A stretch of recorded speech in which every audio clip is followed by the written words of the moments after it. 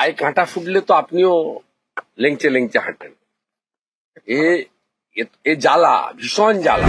মহিলা মুখ্যমন্ত্রী থাকার পরেও এই ধরনের ঘটনা। প্রথমত বলবো, ইনিও বাঙালি।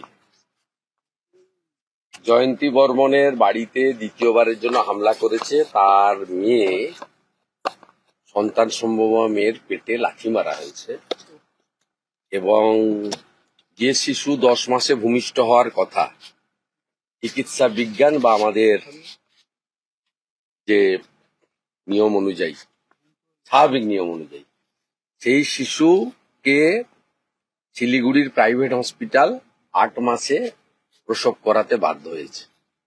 এবং সেই সময় শিলিগুড়ির প্রাইভেট হসপিটাল বলে দিয়েছিলেন যে শিশুকে আজকেই যদি আমরা প্রসব না করাই ওটির মাধ্যমে, তাহলে মা মারা যাবে।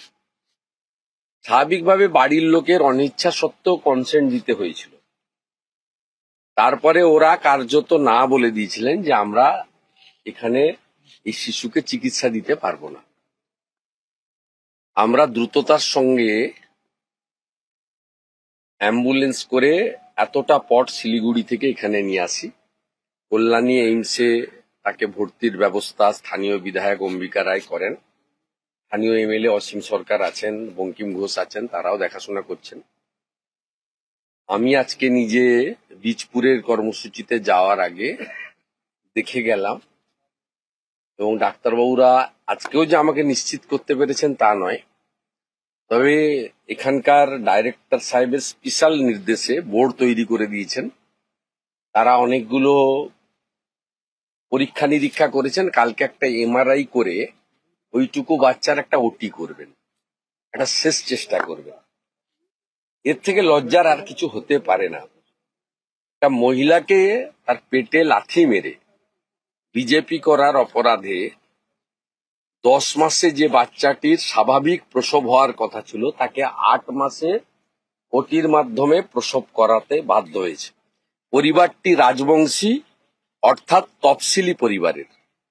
বাবা সাহেব আম্বেদকর এই কারণেই কি ভারতবর্ষের সংবিধানে তফসিলি জাতি উপজাতিদের অধিকার দিয়ে গেছিলেন। আজকে সেই অধিকার পশ্চিমবাংলার শাসক দলের জিহাদি গুন্ডারা কার্যত কেড়ে নিয়েছে। এই আক্রমণ বাঙালির উপর আক্রমণ, এই আক্রমণ মাতৃশক্তির উপর আক্রমণ, এই আক্রমণ জয় ভীম জয় ভারত তফসিলিদের উপর আক্রমণ, এই আক্রমণ চিলারায় ঠাকুর পঞ্চানন বর্মার রাজবংশী সমাজের উপর আক্রমণ।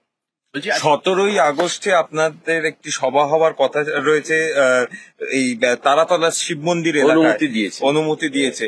সেই আবার কোর্টে গিয়ে আপনার সভা মানে কোর্টে গিয়ে একটা অনুমতি নেওয়ার বিষয় হয়ে যাবে। দেবে না কিছুতেই। ওখানে আনোয়ার খান বলবেন বিজেপি করা যাবে না, হিন্দুদেরকে সব উৎখাত করে দিবেন। এটা গিয়ে প্রতিবাদ করতে পারবো না। আলটিমেটলি দিয়েছে, হাইকোর্ট আছে বলে আমরা এগুলো করতে পারছি। না করলে ওরা আমাদের উপরও মারবে, আবার অভয়ার মাকেও মারবে, আবার আমাদের উপরও কেস করবে। বলছি, কাঁচাপাড়া মিছিল শুরু হওয়ার আগে একাধিক ব্যানার আপনার ভেঙে ফেলা হলো, ওগুলো ওদের অভ্যাস। পায়ে কাঁটা ফুটলে তো আপনিও লেংচে লেংচে হাঁটেন।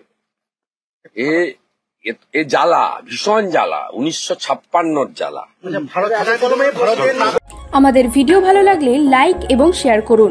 কমেন্ট সেকশনে গিয়ে জানান আপনাদের মতামত। আরো ভিডিও পেতে আমাদের চ্যানেল সাবস্ক্রাইব করুন এবং প্রতি মুহূর্তে খবরের আপডেট পেতে প্রেস করুন বেল আইকন।